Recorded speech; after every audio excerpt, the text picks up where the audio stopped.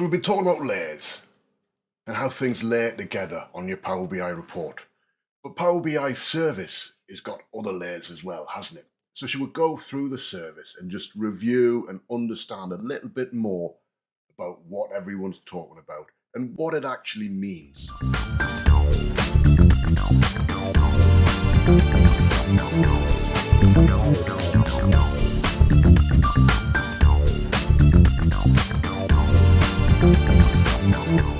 All right, everyone, welcome along. So for the weekend, this is going to be a bit more thought-provoking, I hope, in terms of let's have a look at the practical sides of a few things, see what tools we have within the Power BI service to really get the most out of our data. Because one thing that people talk about, and I see it leveled, Power BI, it's a hidden copy. What you're going to find with any analytics engine is you've got to implement it, right?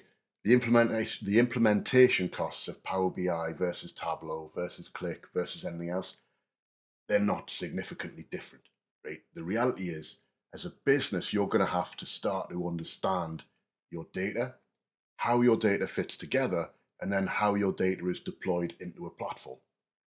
That's the cost of an analytics engine, regardless of which one it is. You have to bring your data into it. So what we want to do here is start to have that conversation and say, right, this is what the Power BI service will bring to the table. You have to start to think, well, how do I bring my content into that structure so that it will all come up and work? This, though, is my advice, right? This is what I've experienced. This is where I've seen the best results for my clients, for businesses I've been working for. If it doesn't work for you, it doesn't work for you. That's not a problem. The main thing I want you to think through is, this is what he's reckoning. This wouldn't work for me because, and know why that is. And if it's case that, then, all good, mate. So let's cut an hour into the Power BI service and have a shufty. All right, so this is the Power BI service. Power BI homepage is where we always say send people to, okay? So put the URL down below, right? Should see it now, yeah? All their content will be accessible from here. If they start bookmarking specific reports, as your environment changes, especially as it's growing, you might find, well, we need to move this app to somewhere else. We might need to do something else, create new workspaces, subdivide, do other things. The act of doing that can break specific bookmarks. So always tell people, bookmark your stuff here, right? And what you can always do is you can choose to mark and add a report as your favorite. If this is a report you're going to use regularly, add it as a favorite, it'll be there. Right? If it moves and stuff like that, yes, you'll need to do it, or you'll need to find it again. But you can find it much more easily because you're used to coming to this homepage. You've got the understanding that if it's an app I need, I go to apps and I can choose to say, well, show me the apps for my organization.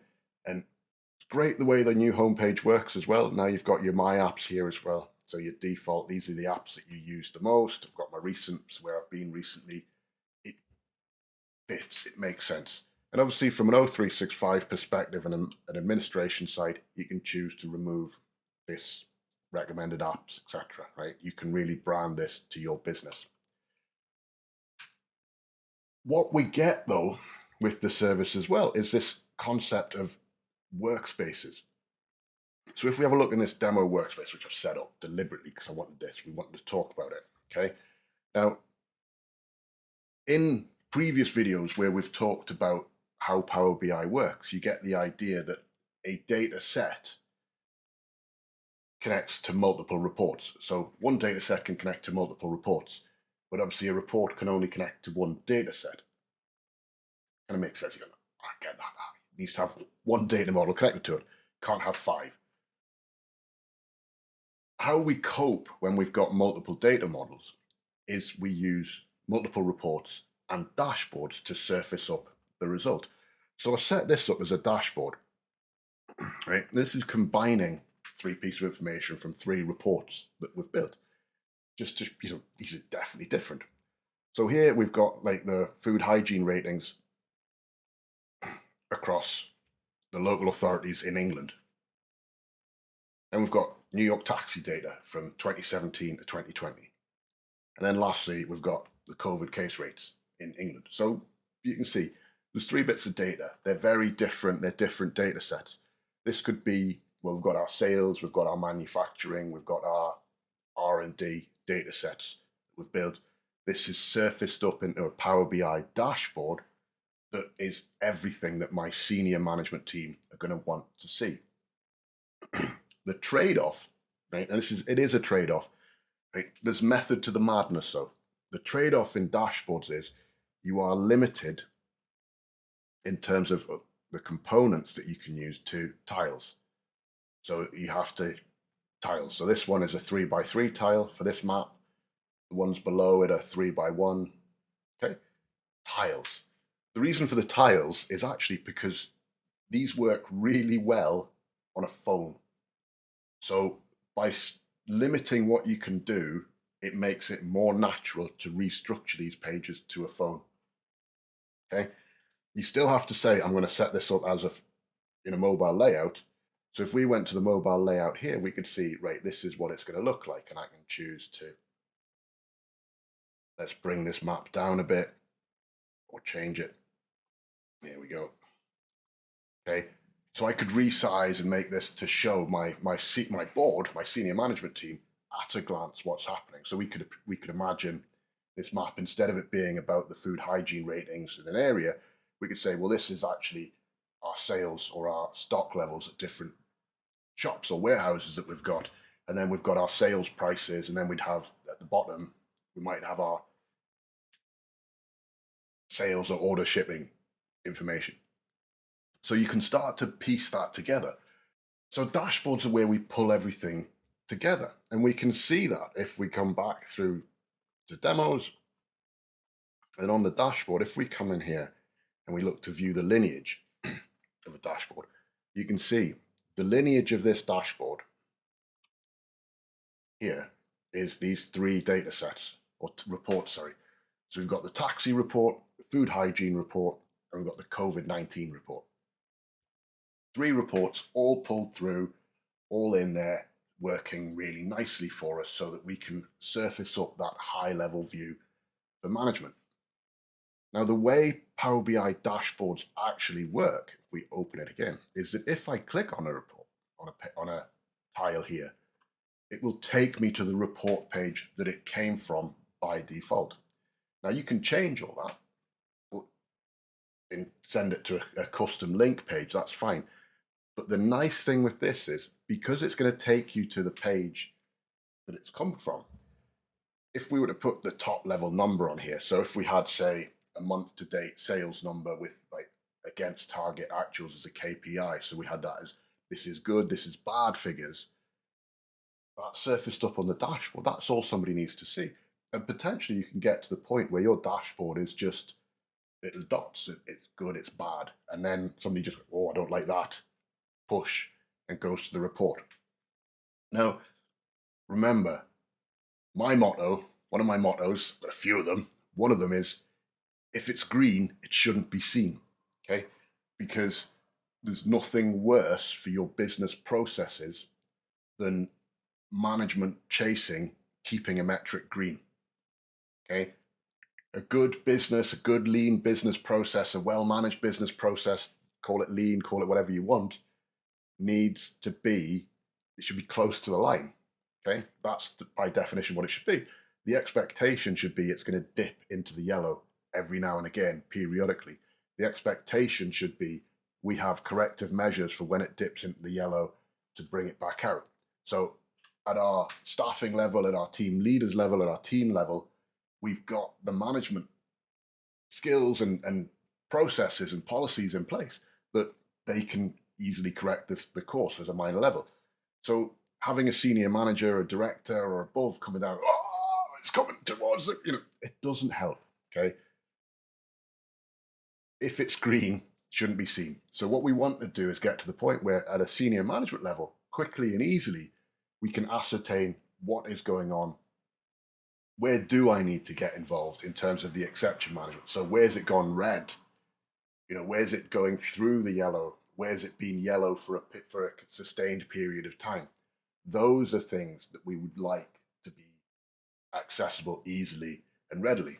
And the Power BI dashboarding really helps with that. Okay. So we've come to this page. Let's go back to my demo. Coming into the New York taxis, you can see again, we've got similar.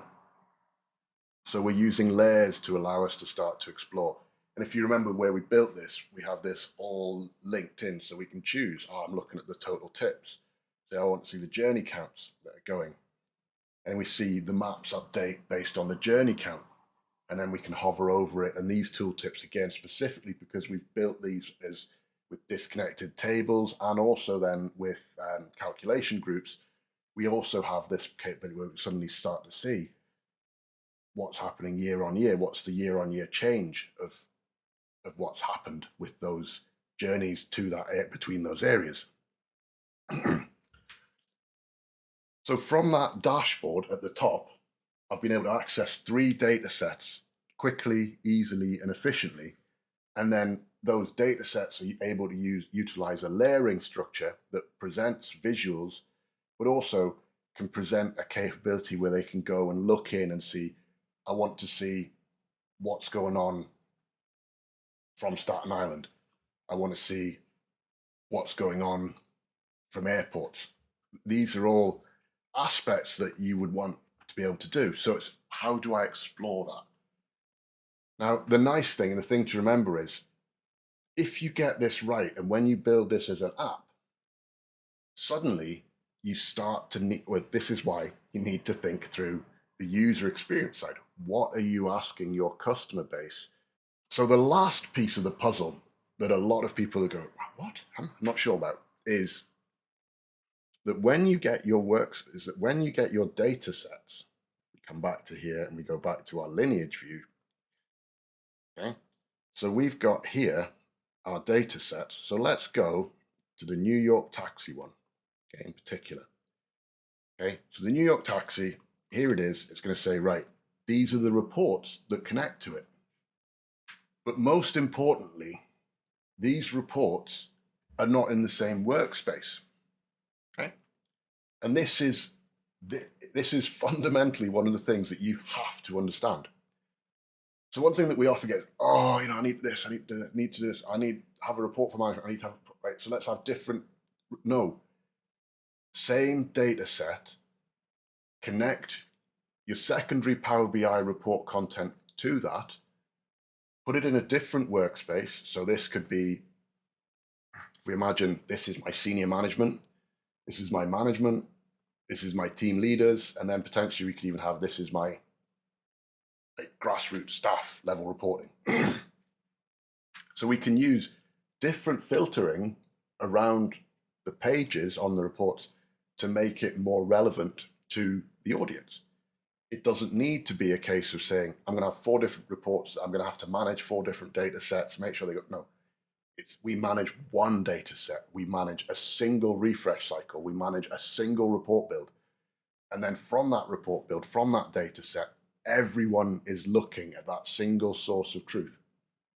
There's no variance, there's no change. It's constant data set. Because of that, the trust in that data set improves. And because the trust in the data set improves, the trust in the business intelligence side of it improves. So because everyone is looking at that month-to-date number, or that year-to-date number, or that on-time percentage, there's no possibility that the number that the team leader is showing is different to the number that their manager is showing, which is different to the number that came in an email to the senior manager. Everyone's aligned. If there's a difference, it's because there's a filter in the wrong place. And we can go through, we can unpick what's happened. And I've done that in the past where my number's this, and you go, okay, let's go through. And we open up their report that they've created because they can, which is even better. If you can get people into the mindset of, I can create my own secondary report by connecting to the central data, okay, it really shifts. They will create all sorts, and I've filtered this way, this way, this way. Suddenly it looks like my department's great. And we go, well, and we can look and we can say, well, hang on, if we change these, it doesn't work.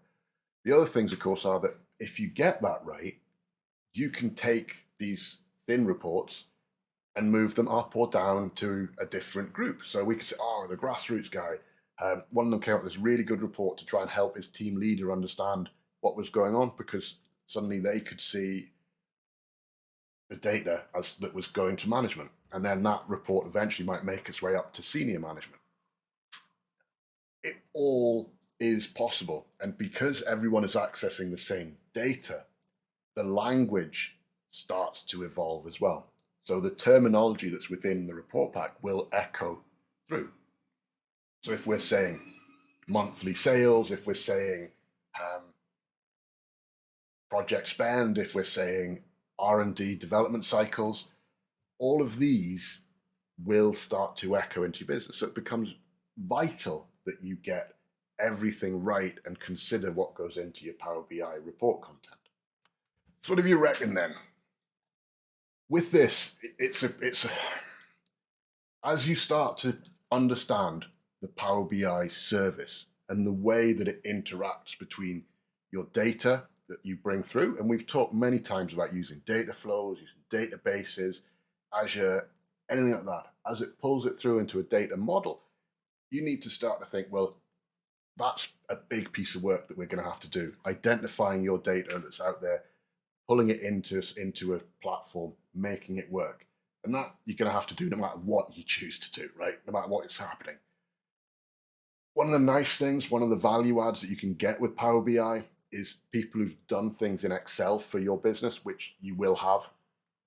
You can start with what they've got. And starting with what they've got can be a very, very good point to begin. We can start with Excel. We can build the data flow. We can build the data set around Excel. And then because we've got a central single data set with multiple reports connected to it, if we get to the point of saying, well, this Excel report is stupid, it doesn't cover everything, but it's come from an extract that's sent out daily from the SQL database that runs the ERP system or that runs sales, well, we've got the case because people are seeing the value of it to say, well, let's go through and connect directly to it and then have that piece of work done by a data team just to narrowly focus bringing that single table of data in. It's not about saying, I need to go and connect to my database, put everything in. Okay? Don't. Okay. Years and years and years ago, when I was kind of starting out, one of the things that we I used to do was CMDBs, configuration management databases. Okay, it's where you start to document what have we got. Now, one rule that you'd always have to remember for that carries through with this. Okay, it is easy to add content. It is nearly impossible to remove it. Okay, what does that mean? That means if you say, right, we're doing a data project, let's go and pull everything into it. We're going to pull everything in, everything. I want it. Okay?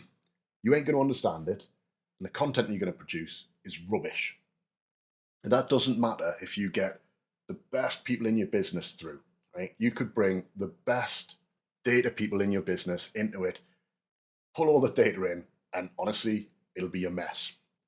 If you start really simply with, right, Stevie does a daily sales report, which he gets from the extract that comes from the daily sales. How about we create a folder, we put the daily sales numbers in, we work out the magic with it, so we strip it out, we balance it, we deal with it, we can aggregate it weekly, monthly, we can do all that, and we can start our Power BI journey there. Now what happens? We go, right, let's start there. Oh, this looks really good. Can we get that broken down by store? No problem. Have we got the data in it? We have. Right, let's split that out into store level reporting. What's next? Oh, can we do more about the product lines? No problem. Ship those in. Okay. It becomes an additive process. That is what it is. If we just went to the sales, right, let's pull all the sales in. What are we going to do? Okay. It would suddenly become a nightmare. If you start really simply and say, right, we're going to add, and use a continual improvement cycle to do it. You might say, we're only going to have a Ross, or we're going to have somebody else. We're going to have a couple of people or a team of people doing things. We can use continual improvement. We can use that simple mindset of we've got one resource, they've got one pair of hands, what can they do, to work out where we're going to be and how we're going to pull all the data through and keep evolving our data set. But remember, if one person is focusing on managing the data set, they can do that. The report content becomes really quick and easy to do with secondary reporting because it's just drag and drop doing stuff. You can start to palm that off or hand that off to other people to really move that forward. And you start to split the mindset of I'm producing pretty pictures for my management teams and I'm building meaningful data structures that are going to support the growth and performance of my business. Okay. So I got a little bit more theoretical than I was hoping, but I think it needed to be said. So I hope you'll have a great weekend. And don't forget, if you haven't already, head down below and like and subscribe and support the channel. So stay safe, take care of yourselves. Ta-da.